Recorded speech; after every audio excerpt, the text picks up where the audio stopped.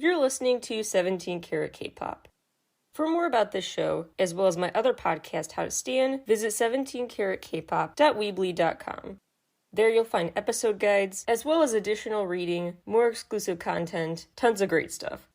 And never miss an update, an album review, interview, etc. by subscribing to the free newsletter, howtostan.substack.com. You could also become a paying subscriber on Substack, and that means you're supporting an independent creator and become part of a community, howtostan.substack.com. Enjoy the show! Hello everybody, welcome back to 17 Carat K-Pop in a very special series of episodes. All week long, I will be diving into a ton of movie references in K-pop songs and music videos. Movies that have inspired K-pop stars or are rumored to have inspired them. All things the K-pop cinema connection.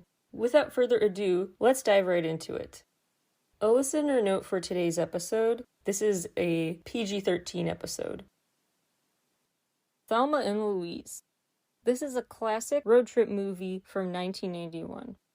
Now, as always with film critics, people commenting on movies, there's some debate about how much it's truly like a feminist story, or if it's really not the story people think it is because they do act ditzy and lean into other stereotypes. So it's kind of a mixed bag. It was precedent-setting, though. Thelma and Louise want to just shake up their drab lives in Arkansas and take a trip to the Grand Canyon. Their husbands sound like they really are just super annoying and not there for them, so they need a girls' trip. During the trip, they stop at this bar. Thelma dances with this guy who later assaults her, causing Louise to go defend her friend and threaten to kill him. Then he yells insult at them, and then she does kill him. She acts on her threat. Since one of them just committed murder, they decide to flee to Mexico.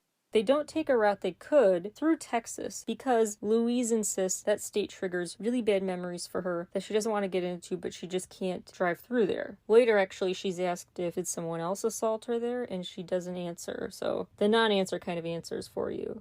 That's how the story kind of hits people in a certain way, I think, that her best friend at least was looking out for her, willing to stand by her even after a murder. A way to exaggerate for movie's sake the bond formed between people after some sort of trauma. Just one of my takes on it.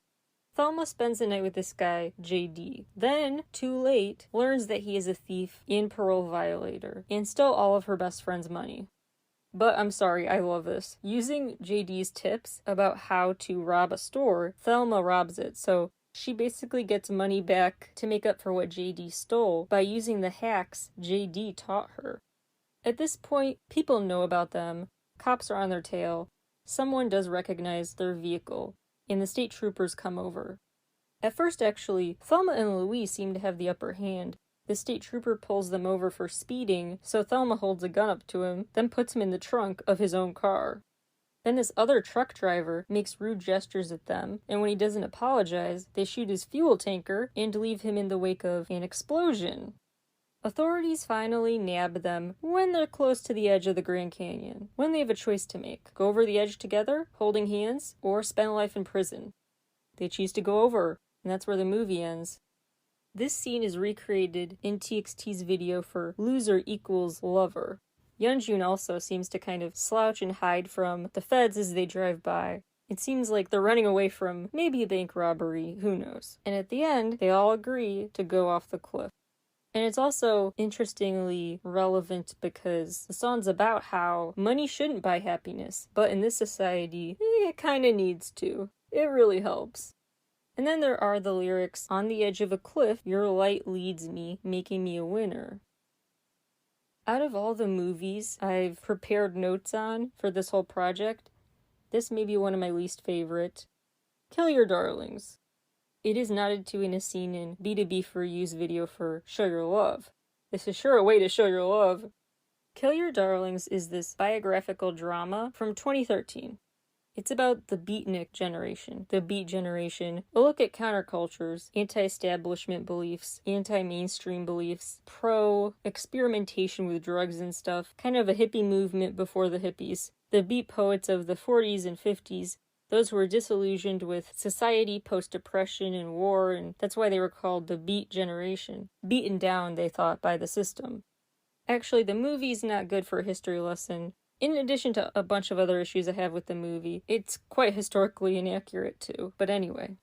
This guy, Allen Ginsberg, attends Columbia University. He develops this relationship and starts to have feelings for Lucien Carr. He finds out Carr is only staying at the school because he gets this guy, David, to write his papers for him.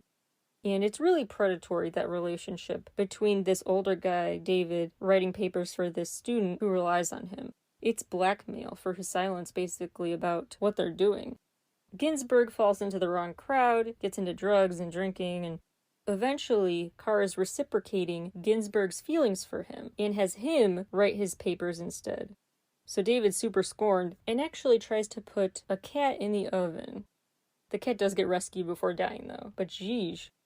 After a fight in which David ends up dead, Carr gets arrested.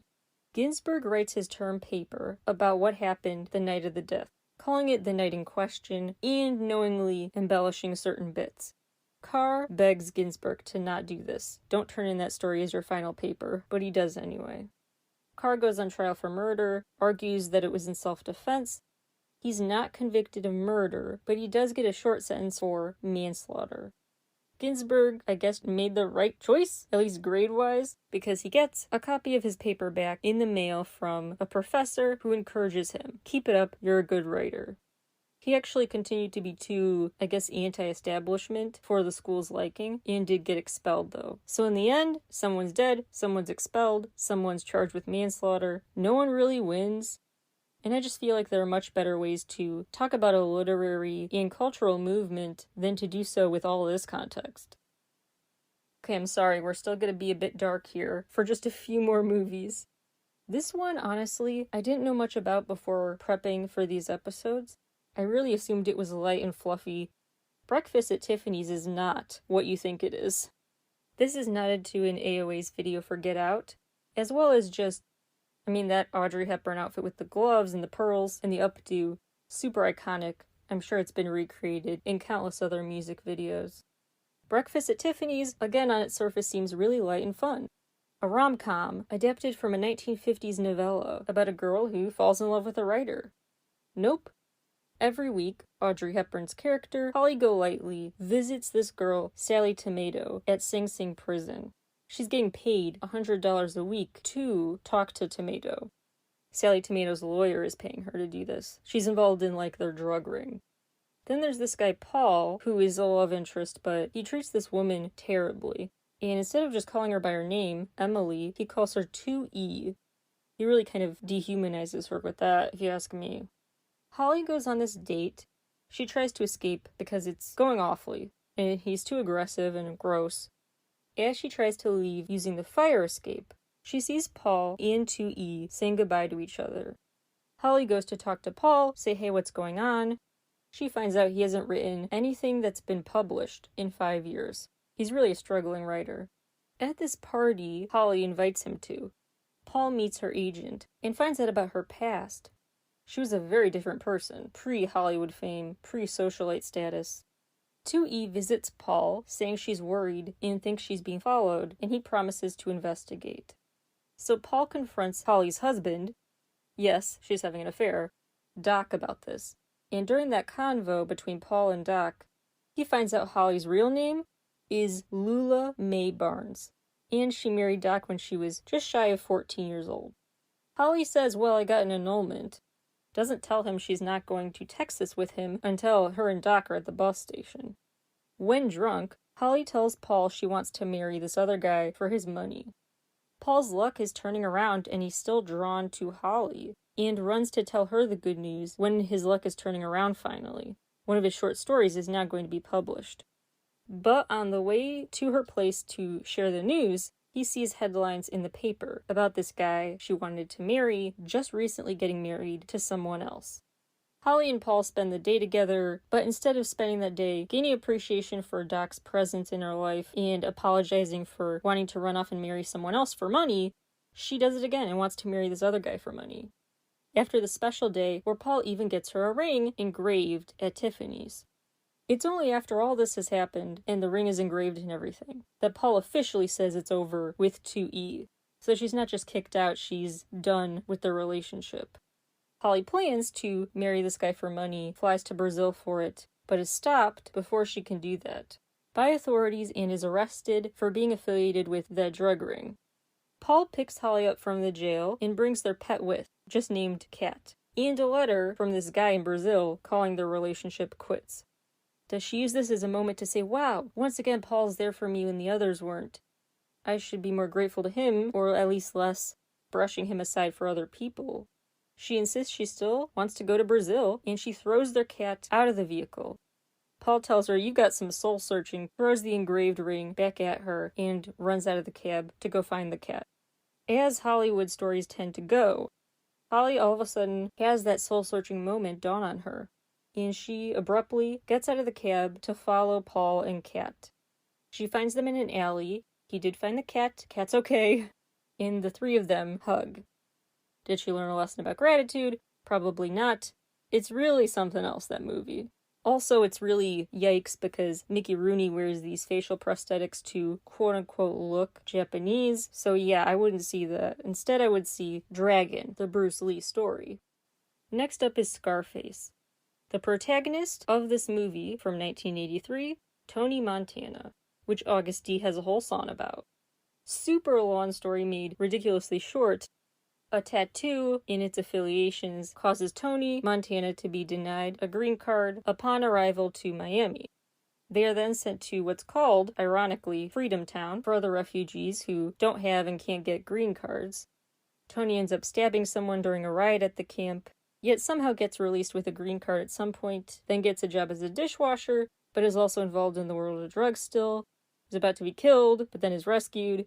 He's offered a deal with a detective, give them intel in exchange for lack of criminal punishment and some security, avoids murder again, starts living lavishly in this big mansion, takes over a business empire.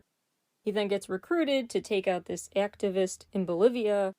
He then gets cold feet because innocent women and children are entering the targeted vehicle, so he wants to call the mission off, but Alberto, the other guy there, says no, we gotta do this anyway, even if innocent people are killed. So Tony kills him. There's the famous "say hello to my little friend" line. Tony ends up dying. It's a long story, and behind him is a sign saying, "The world is yours." A globe says that on it, so living the fancy life was not all it's cracked up to be. He also has that moment of a conscience when he wants to call off the bomb, but at the same time, in that moment, he still kills someone. So you could try to read into the meaning of that. But I would argue the most interesting part to read into is when there's a really metaphorical scene where a bunch of assassins are sent to Tony's mansion, and they start killing all the guards. But during this deadly brawl, Tony just chills in his office, doing drugs. The wealthy guy just kind of sits back and lets others take the fall for him. This attitude is what the song Tony Montana kind of channels, with lyrics like, "More wealth, bigger honor, but I hope I don't become the monster chasing only money. Money on my mind, screw the system." Obviously those hopes were not lived up to not become corrupted by wealth and power. You could say that was actually happening in Scarface, The World Is Yours, a name of a video game from 2006, where Tony in that version actually kills this other guy and escapes, and he just has to enter a life of hiding. So he no longer has his riches or wealthy status. But Agust D rapping about status symbols, money and fame, and the emptiness that he knows underlies that stuff deep down, it's kind of what the song's all about. So he's basically, Tony Montana the song is like if Tony Montana the character actually bothered trying to be introspective and make something more meaningful out of his life while he had it. It's also a potential Scarface nod when Agust D has the scar on his face in the Dechita video. Lastly, what is considered a classic British drama from 1996, Trainspotting. A scene referenced in BTOB4U's video for Show Your Love. Long story short, it's about a group of people in a lower class area who are heroin addicts. They are dealing with poverty as well as addiction, withdrawal issues, overdoses, and being toxic friends for each other because they're feeding each other's addiction. It was actually initially pitched as the British Pulp Fiction. The title comes from a scene where this drunk man walks up to two of the characters, in the book at least, and is like, "Are you guys train spotting?" It really doesn't seem to end with tons of redemption. They steal money and venture off to the next unknown adventure in their lives after arrests, funerals, all sorts of other moments that should have been the final rock bottom. What it really seems to be about is a bit of the reason people love Euphoria, because it's really about the feel and the mood of the movie more than the plot. People are fascinated by the visual, the aesthetic components of it. The Britpop soundtrack became basically as popular as the movie itself. Locations, camera work, the overall aesthetics are what people are really drawn to, and then the music adds, it all compounds to a certain mood that makes for an immersive viewing experience. I think the main takeaway could be that the main group of characters in Trainspotting were not doing well, but they probably would have all been dead by the end if it weren't for each other to lean on. So as much as they were toxic, the point was to reach out and ask for help, which is what the song Show Your Love by BTOB for You is about. About why is the world more hurtful than beautiful? Many people fall, many tears overflow. We need to support each other. There's no bigger power than love. Say your love, so the love spreads more. Light up the darkness, I'll be your light. Doesn't mean you're weak. The flowers of laughter that will bloom in the world again. Don't give up even if you're dealing with some really intense mental demons. Love can and will envelope you. How's that for a much lighter note to leave things off on today? Thanks so much for tuning in, and I will see you all next time for more movie talk. Bye everyone.